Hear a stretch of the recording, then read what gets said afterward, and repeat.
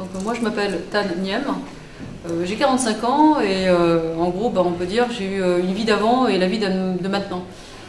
Auparavant, donc pendant 15 ans, j'ai été dans la direction générale des grandes entreprises où en gros j'ai eu une vie extrêmement occupée à faire du business, on va dire.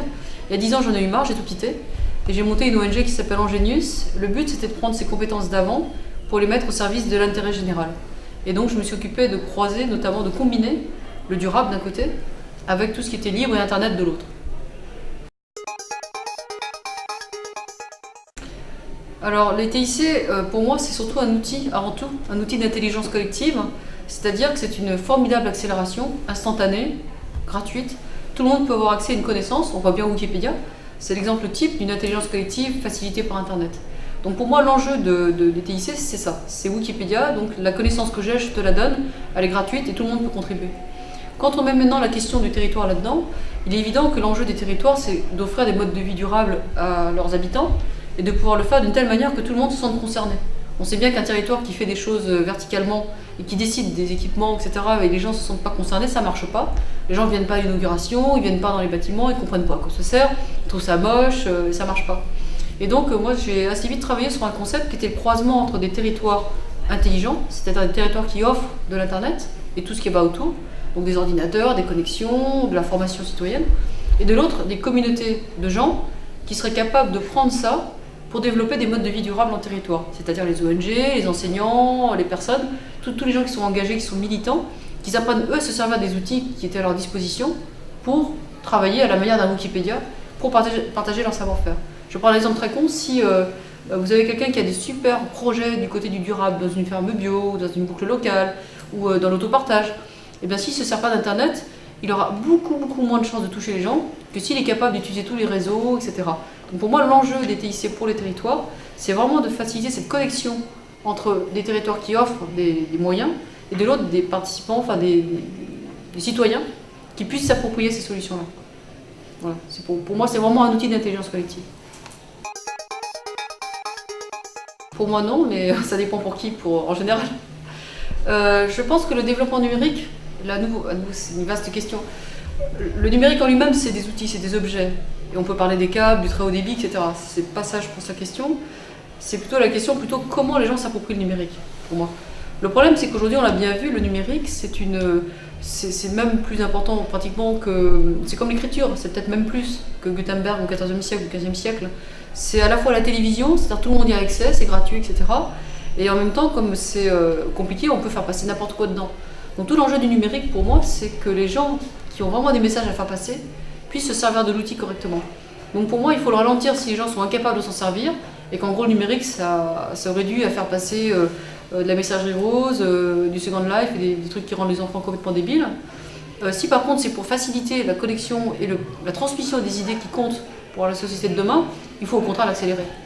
L'exemple pour moi, c'est vraiment l'histoire des révolutions arabes.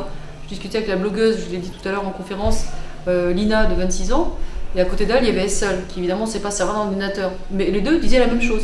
C'est qu'elle, grâce à l'ordinateur, elle a pu vraiment accélérer complètement cette révolution qui sans Internet n'aurait pas eu lieu.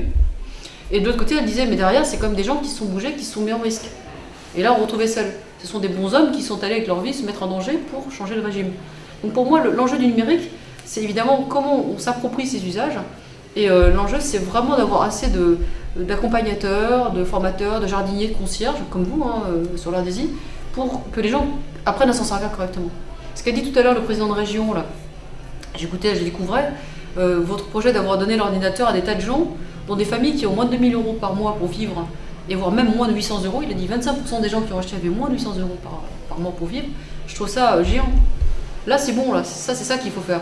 C'est donner l'accès à Internet à des gens qui ne savent pas se servir de l'outil. Et grâce à ça, ils vont d'une part être eux-mêmes plus fluides entre eux, avec leur famille, et d'autre part, ils vont commencer à se faire écouter. J'ai dit pour moi, c'est vraiment l'Internet de demain, pour moi, c'est un Wikipédia d'un côté, c'est-à-dire l'esprit de transmettre les connaissances partout, à tout le monde, gratuitement, et tout le monde peut participer à cette grande fête de la connaissance. D'accord ? Et de l'autre, c'est le do-it-yourself, c'est les Lego que j'ai montré. C'est tout le monde peut s'y mettre, parce que sur Internet, on peut partager des recettes. Et là, c'est pas les experts qui parlent, c'est moi je l'ai fait, je vous dis comment j'ai fait. Donc t'es en panne avec ta perceuse, moi je l'ai fait, je te dis tu fais ça, tac tac tac, et puis ça marche. Tu peux faire ça pour ta chambre, ta voiture, ton garage. Tu peux partager plein de connaissances, tu peux même partager des objets. Pour moi, l'Internet de demain, c'est ça. C'est quand les gens vont comprendre que l'Internet, c'est pas un truc qu'on vit online, c'est pas un monde pour des gens qui ont plein de boutons, des geeks qui mangent que des pizzas et qui boivent que de la bière. Au contraire, c'est que tout le monde peut y passer pour récupérer l'intelligence qui lui est utile et ensuite l'appliquer au quotidien. J'ai donné l'exemple des gens qui maintenant peuvent mettre en ligne des chambres de particulier à particulier, c'est Airbnb. Il y a plus de chambres qui passent là-dessus maintenant que de nuits d'hôtel. C'est tout simple. Et ça fait des revenus en plus. Vous louez la chambre de votre fille quand elle n'est pas là le week-end, ça vous fait de l'argent en plus, ça fait des liens sociaux et ça marche. Donc la chambre, le repas, la voiture, la perceuse, le garage, tout ce que vous avez comme objet, éventuellement, vous pouvez proposer de partager ce que vous avez en trop, qui peut être utile à quelqu'un d'autre. Donc ça, c'est vraiment la partie pour moi demain.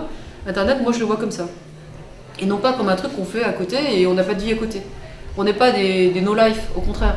Pour moi, l'Internet de demain, c'est dans la vie de tout le monde et ça facilite les transactions, ça facilite les échanges, ça facilite aussi peut-être ce principe de réputation. Parce qu'en fait, si vous avez une bonne réputation parce que vous donnez, vous êtes connu. Si vous faites tout le temps des trucs pas terribles, vous êtes répertorié aussi. Donc ça permet vraiment de faire le tri, il y a une prime à l'action. Les gens qui donnent beaucoup sont reconnus tout de suite dans ce système-là. Voilà, pour moi c'est ça l'Internet de demain.